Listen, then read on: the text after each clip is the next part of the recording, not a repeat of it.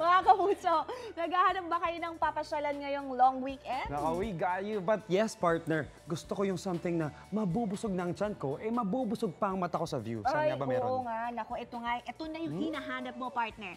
Panood yan. Pakita niyo. Saan? I wanna see. Oh, What diba? a view! Yan yung sinasabi ko. Food trip with pasyal sa Tagaytay. Naku, ang lapit lang sa Ang Kembot ganda, lang, partner. diba? Naku, Chef JR, ipasyal at busugin mo na kami dyan. Inggit na inggit kami ngayon dito. Kaya kamusta weather, Chef? Nang makabisita. Hey guys, a blessed morning sa inyo dyan. Weather is perfect. Ito, Wow! mapapansin ninyo, sweater weather. And of course, yun nga mga kapuso, kita nyo lang naman yung ating backdrop dito, yung ating perfect view ng Taal Lake at syempre, yung Taal Volcano mismo, kitang-kita mo, napakasarap na experience. Kaya nga sabi ninyo, napakalapit lang. Pwede ninyong i-drive, pwede ninyong i-commute, very accessible. Dito tayo sa Tagaytay ngayon kung saan nga yung pinuntahan natin, 2-in-1 pasyalan kasi view, tapos makikita nyo yung aesthetic ng restaurant, napakaganda. Talaga namang isa sa pinaka-the best. At saka institusyon na to dito sa Tagaytay. I'm sure a lot of you guys have already experienced yung kanilang hospitality na binibigay dito. And of course, bukod nga sa view, meron pa tayong entertainment ngayon. And guys, ito pang pinaka-perfect marami tayong spots dito kung saan perfect na perfect para dun sa ating mga selfie, groovy, at yung sa mga couples pa, lalong-lalo na this coming Sunday nga, Father's Day. Sa mga nagpapakatatay dyan para sa atin yung araw na yan. At eto guys, syempre, eto makikita nyo, sample lang naman yan. Ito yung isa sa mga kilalang-kilala dito. Ito yung kanilang kapuso na upuan with your Taal backdrop. Perfect na perfect. And of course, kanina pa natin pinagmamalaki yung backdrop, yung ambience. Syempre, isa rin sa talaga namang signature ng Tagaytay Hospitality yung kanilang walang kapantay na masasarap na pagkain. Kagaya nga ng ino-offer nila dito. Parang boodle platter ito guys. Ang kompleto na, may fruits na tayo dyan. Different kinds of seafoods. May squid, may hipon tayo dyan. Ito, may tuna tayo. Ito pa, kung gusto nyo ng masarap na sabaw na maasim, ito po yung ating sinigang na salmon belly. Ito, may lato salad din tayo dito. Iba't ibang klaseng ensalada. And of course, yung ating bulalo. And dito nga, ayan pa, may mga signature pa tayo dito. And speaking of signature, syempre dapat makausap natin at makasama. Yun lang naman nag-invento at nag-isip nung mga recipes na to kasama natin this morning. We are honored with Ma'am Silvinas. Hi ma'am, a blessed morning. Pinuyat namin si Ma'am Silvinas.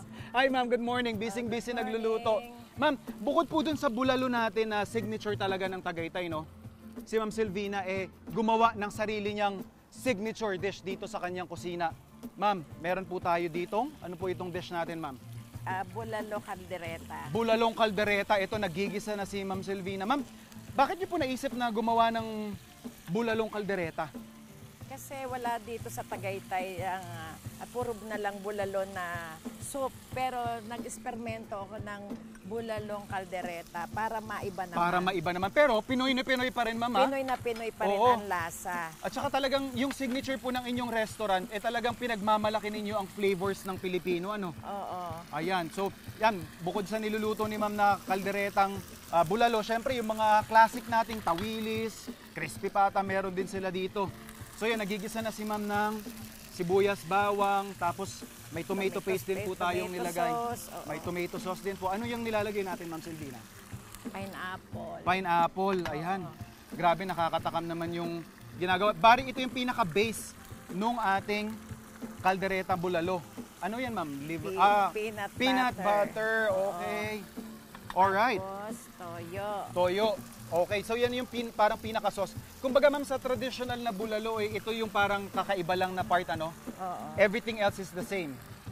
Tapos ito ma'am, ilalagay na po ba natin to? Mamaya pa yan. Okay.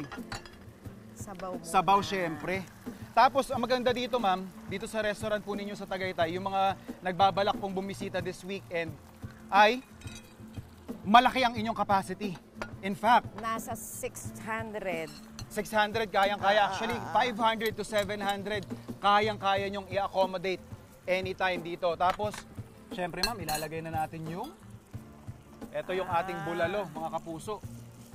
Ihuli ko to, ma'am, kasi pang-garnish natin to eh. So yung ating bulalo meat ay na-par-cook na natin, of course.